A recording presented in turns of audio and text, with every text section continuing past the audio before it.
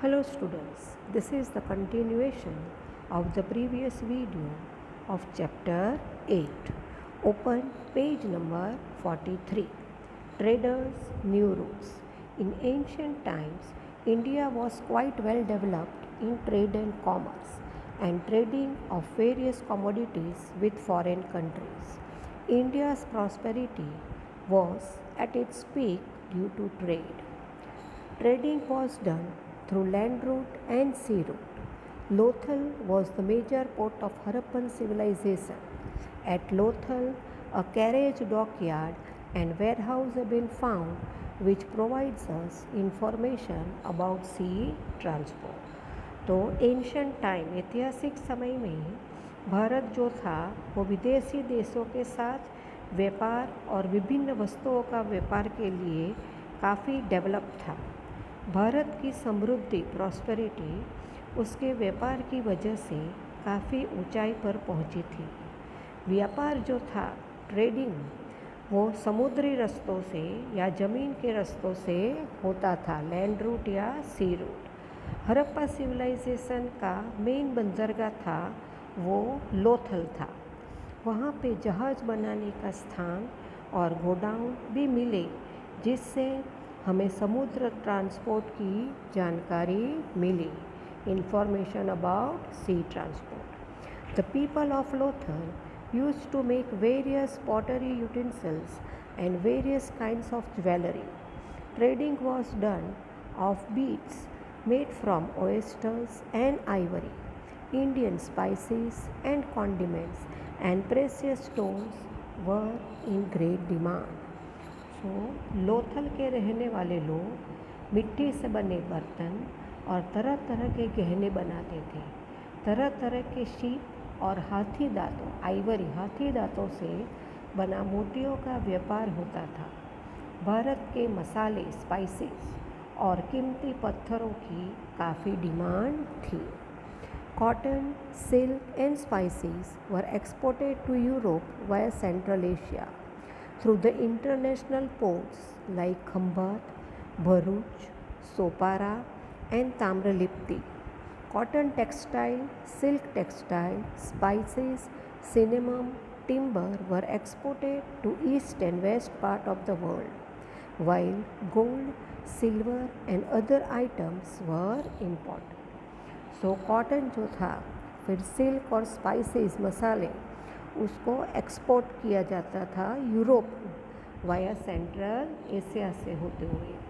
अंतर्राष्ट्रीय बंदरगाहों international port कहाँ पे थे तो खंभात, भरूच, सोपारा, ताम्रलिप्ति, इन सब बंदरगाहों से कॉटन के कपड़े, सिल्क के कपड़े, मसाले, दालचीनी, तज, सिनेमम, लकड़ी, इन सब चीज़ों को दुनिया के पूर्वी और पश्चिम भागों में, दैट इज़ इन पूर्वी और पश्चिम भागों में, ईस्ट एंड वेस्ट में एक्सपोर्ट किया जाता था, जबकि गोल्ड, सिल्वर और दूसरी चीज़ों का वो इंपोर्ट करते थे।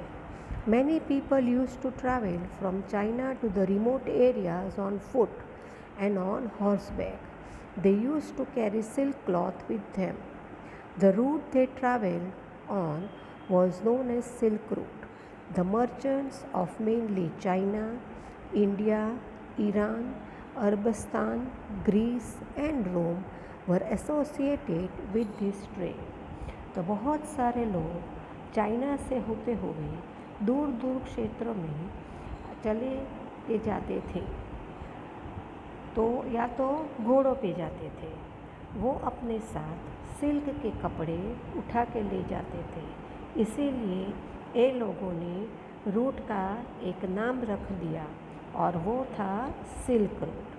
ज़्यादातर चाइना, इंडिया, ईरान, अरबस्तान, ग्रीस और रोम ये सब रूट से संबंध रखते थे। Now turn your page number 44, page number 44. Ports of South India were known centers for exporting black pepper and other spices. तो वो साउथ इंडिया के जो बंदरगाह थे वो ब्लैक पेपर यानी काली मिर्च और दूसरे मसालों का एक्सपोर्टिंग सेंटर माना जाता था। Paintings in ancient India. Pictures are a special medium which express the emotion of human beings. At the same time, it portrays the actual situation of that time. In India, the oldest paintings have been found in the Neolithic era. More than 500 paintings of Neolithic age drawn by primitive men have been found in Madhya Pradesh from a place called Bhimbetka, which look lively even today.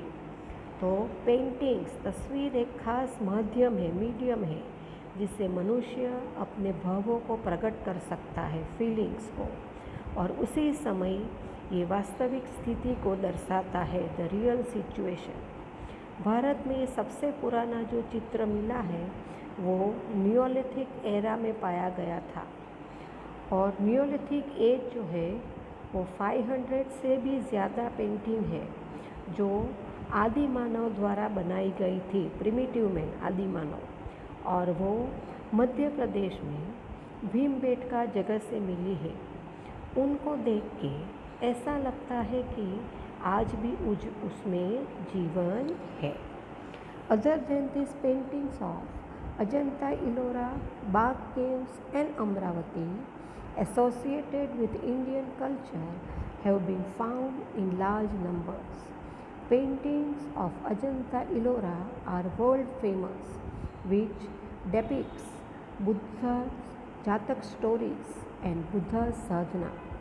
World famous paintings Padmini is the jewel of Indian culture, while Shiva temple of Ellora caves is a great sculpture carved out of single massive rock. तो इसके अलावा अजंता इलोरा की paintings और अमरावती की paintings जो बहुत बड़ी मात्रा में पाए गए थे वो भारतीय संस्कृति से संबंध रखते हैं। अजंता इलोरा की पेंटिंग पूरे विश्व भर में फेमस है, जिसमें बुद्ध की जातक कथा और बुद्ध की साधना को दर्शाया गया है।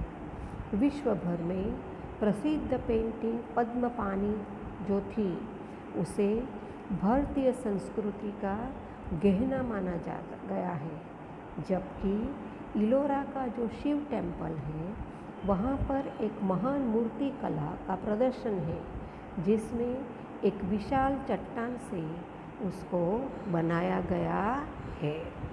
Sculpture and architecture of ancient India. Town planning seen in Harappan civilization is world-renowned model of Indian architecture. Uniformity in town, bath, granary, industrial units and harvesting of rainwater etc. are the structure associated with Harappan civilization, which are the best example of ancient India. तो Harappan civilisation के नगरों का जो planning था ये पूरे विश्व भर में अपने भारतीय वास्तुकला के लिए फेमस था। शहरों, ज्ञान भंडारों, वर्षा के पानी का संग्रह, स्नानगृह, औद्योगिक यूनिट्स में एक समानता थी जो कि हरप्पा सभ्यताओं के रचना से जुड़े हुए थे। जो ऐतिहासिक भारत की जो इंजीनियरिंग थी उसका बेस्ट एग्जाम्पल था। This architecture includes cave architecture, temple architecture and architecture of places. Cave architecture includes hills of बराबर, नासिक हिल्स, अजंता इलोरा एंड अमरावती। इस वास्तुकला यानी आर्किटेक्चर में गुफाओं की वास्तुकला, केव आर्किटेक्चर, मंदिरों की वास्तुकला, टेम्पल आर्किटेक्चर और दूसरी जगह की वास्तुकला शामिल थी। गुफाओं की वास्तुकला में बराबर की गुफाएं, नासिक और अजंता इलोरा और अमरावती की गुफाएं शामिल थी। In sculpture, art of making idols were fully developed in India. Two art styles of idol art were prevalent in ancient India. First, Gandhar art, which was a confluence of the Greek and Indian style. A number of artifacts have been found in Takshashila and Gandhar in Afghanistan, in northwestern India. Buddha statues were made in large number. Large statues of Buddha have been found in Bamanian and Jarsoda in this style. सो मूर्ति कला sculpture यानी मूर्ति कला में भारत को मूर्ति बनाने की कला काफ़ी विकसित हो रही थी। दो तरह की मूर्तियाँ बनाने की स्टाइल थी। एक थी गंधार आर्ट, जो कि ग्रीक और भारतीय स्टाइल का संगम कॉन्फ्लुएंस था। काफ़ी सारी मात्रा में नॉर्थ वेस्ट इंडिया में तक्षशिला और गंधार, जो कि अफ़गानिस्तान में है, वो कलाकृति मिली थी। बुद्ध की मूर्तियाँ काफ़ी बड़ी मात्राओं में बनाई गई थी। बुद्ध की काफ़ी बड़ी मूर्ति बमियान और चारसोडा में मिली थी। जो दूसरी स्टाइल है, other style is completely Indian, which is known as Mathura art. In it also firstly Buddha statues were made. After that, idols of Hindu deities were also made in this style. Specimens of sculpture have also been found from Amravati, Ajanta, Nasik and Sarnath. दूसरी style पूरी तरह से भारतीय अंदाज में थी, जिसे मथुरा कला के नाम से जाना जाता है। इसमें भी सबसे पहले बुद्ध की मूर्तियाँ बनाई गई और उसके बाद हिंदू देवी देवताओं की मूर्ति बनाई गई और अमरावती, अजंता, नासिक और सारनाथ में ऐसी मूर्तियों के नमूने पाए जाते हैं।